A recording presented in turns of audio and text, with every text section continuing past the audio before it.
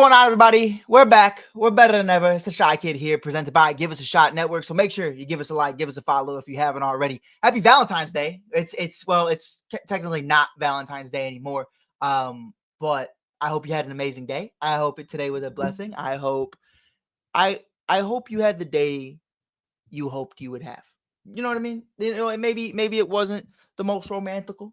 Maybe it wasn't, the best situation possible for you, but I hope you found something that you could take away from today. That was a positive, because we got a lot to talk about today. Not a lot of positivity going around on the north side of Chicago right now. Alex Bregman signs a 4-year, $120 million deal with the Boston Red Sox. Now, the big thing here and the big picture is it was a heavy overpay by the Boston Red Sox.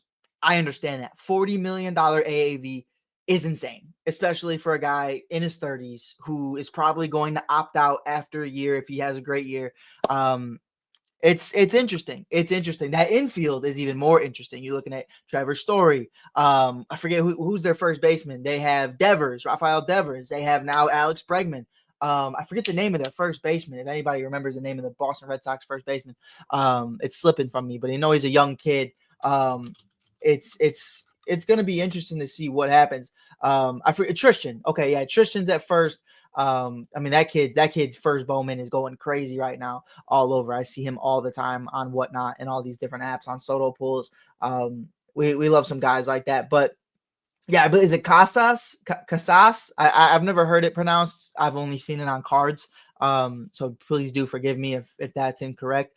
But we got a lot to talk about today. The Chicago Cubs, the state of the organization and where we're at today. We got a little report earlier today that number 19 prospect in all of baseball, third baseman Matt Shaw, who now has the green light to be the everyday third baseman for the Cubs, has an oblique injury. And from what we understand, it's going to be day-to-day. It's not serious at this point in time, but we have seen how an oblique injury can quickly turn into several weeks to months, like Seiya Suzuki has been dealing with the last couple of years. So to not get a guy like Alex Bregman and to not have a legitimate backup third baseman outside of John Birdie, maybe Nicky Lopez, it's definitely a questionable move for Jed Hoyer. Now I'm all in for it. Look, I have to be consistent. I can't sit here and beg for Chris Bryant in 2014, 2015, but also pray that you bring back Michael. You know what I mean? Like, you have to be consistent. You have to believe in the product. You have to believe in the farm system, because if not, like, what if the Chicago Cubs signed one of the top third basemen in all of baseball in 2015 and Chris Bryant was coming up at the same time? Do you think that makes him confident in what he's going to be able to do? No. And he still wins Rookie of the Year. So, you get what I'm trying to say? Like, you can't go out there and expect the Cubs to just get a top free agent at every position, because there are guys who are going to come in here and win jobs immediately, because that's how farm systems work. That's how the whole thing goes. That's the game of baseball. You could be one of the highest paid third basemen in all of baseball, like Anthony Rendon, and immediately be replaced because you're just not healthy enough to be there.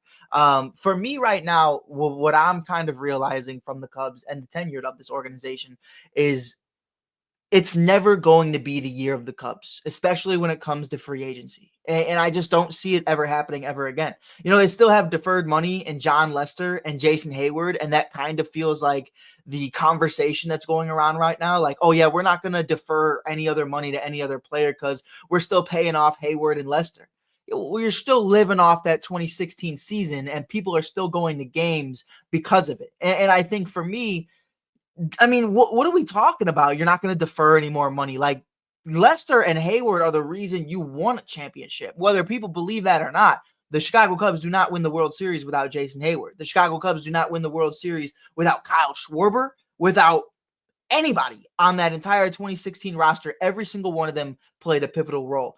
I think for me, when you talk about, oh yeah, well, here was the cornerstone ace of the Chicago Cubs, the biggest free agency draw that we had ever had at that time.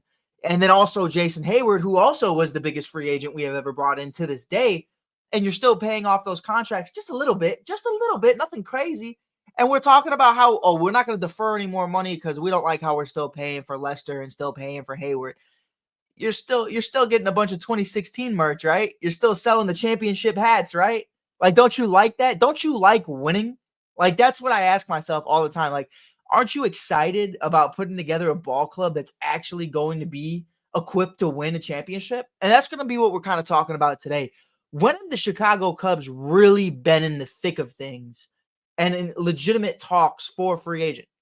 From 2017 on, I guess the latest one you could say is Dansby Swanson, and after that you could say Yu Darvish. You know what I mean? But that was because you didn't want to pay Jake Arrieta, so that wasn't even your first option to begin with. Dansby Swanson, was that your first option? Was it really your first option, or was Carlos Correa, a Trey Turner, your first option? You know what I mean? Like there's so many conversations we can have, but it starts around 2018. Now, obviously, Theo Epstein is still here. You have guys like Bryce Harper and Manny Machado as free agents. Mike Trout, his contract is coming up soon. He obviously re-signs with the Angels, but still a conversation about bringing in a guy like Trout.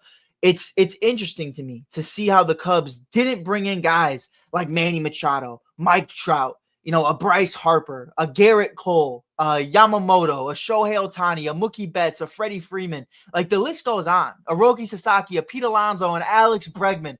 Like we can do this all day long. From 2018 on, the Chicago Cubs have just completely ignored getting a top tier player. Now they trade for Kyle Tucker, but it's a 1-year rental. So if Kyle Tucker decides he's going to go make $400 to $500 million, I mean, that is what it is. The Cubs probably aren't going to try to compete with that. And if they do, I'll be floored. I will jump out of my seat if I find out the Cubs offer anything more than $300 million.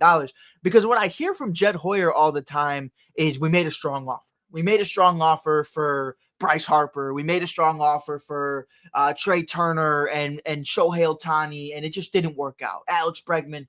Like, I don't care if you made a strong offer. Like, if I fail my fucking test and I go home in the 5th grade and tell my mom, I failed my test. But hey, I made a real attempt. She don't give a fuck. Like, listen, you can make all the attempts you want to if you're Jed Hoyer. We made a strong attempt to get Bregman, Ohtani, Yamamoto, Bryce Harper, Mike Trout, whatever.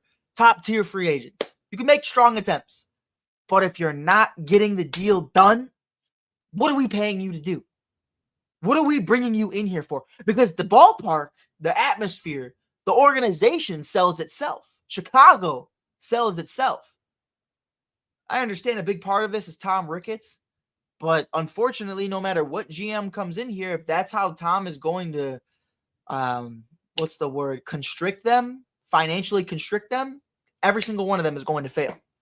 Because we're always going to be the team that made a strong offer. You know what I mean? Like you can say you were so close to getting Yamamoto or Ohtani or Bregman or Alonso or Bryce Harper, whatever. But at the end of the day, if I'm wearing a Patrick Wisdom jersey come July, because I don't really trust getting anybody on this team's jersey because they're probably either going to become a free agent and leave or not live up to their contract, it's upsetting. It's upsetting. I don't know, man. I think there's a lot of different ways we can go. There's a lot of different conversations we can have. I think for me, the first one is obviously going to be, what is going to be the change? What is going to be the change for the Chicago Cubs that actually makes them start spending again? Because I think here's my big thing with the Cubs. The Cubs have 6 top 100 players in all of baseball right now? That's in the majors. And they have 7 top 100 prospects. That's awesome. Kyle Tucker sits at 14. I think after that is like Shota and Managa at 64, I believe, if I'm not mistaken. But imagine if you threw in an Alex Bregman in that. Imagine if you threw a wrench of a top tier free agent, of an X factor to the Chicago Cubs organization. How quickly do they become the favorites to win the National League Central? You know what I mean? If you believe in this organization, you believe in the farm, you have to believe in bringing in free agents and spending money. You can't just bet on the product. You have to help the product grow. And I think that for me is like one of the biggest things. So yeah, no, the Cubs didn't get Alex Bregman. The Cubs didn't get Roki Sasaki or Pete Alonso. And in years past, we didn't get Machado, Freeman, Betts, Ohtani, Yamamoto, like Harper, the list goes on. Garrett Cole. At some point, you got to allow the general managers of this organization to do their job. And the Rickett family does not allow them to do that. Because like I said earlier, the ballpark, the organization, the atmosphere, the team sells itself. The city, from a marketing standpoint, sells itself. So you can't tell me that, hey, we made a strong offer. Because how many strong offers are we going to fucking make until we actually get the first option every year? The Dodgers make a strong offer every year, but their offer is actually legitimately strong. Like, my nephew thinks he's strong. He's also in diapers. You know what I mean? Like, there's levels to it. So that's really for me. This is a quick live. We're obviously not going to be here too long. Just wanted to get our thoughts and opinions on everything going on in free agency so far. Kyle Tucker looks great so far in free agency.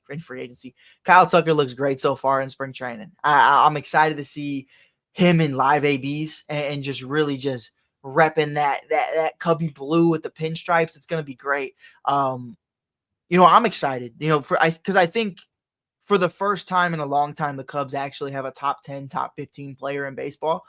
Kyle Tucker being that. I'm excited, man. I can't wait for him to completely dominate this year.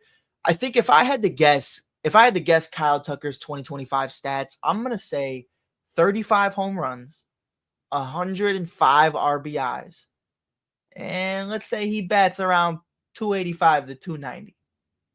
I think he has a career year. And that's not just me being biased. Like, I'll tell you legit, I think he has a career year, and I think he ends up leaving the Cubs. But I'm going to enjoy the ride. You know what I mean? Like, I'm going to enjoy every single moment of it. So I'm excited about it, man. But we're about to get off live on YouTube, but we're going to continue being live on TikTok right now. I just wanted to get a couple thoughts out there right now, just on Cubs free agency as a whole and how we were feeling about it. But until then, man, I'll check you guys out later. Peace.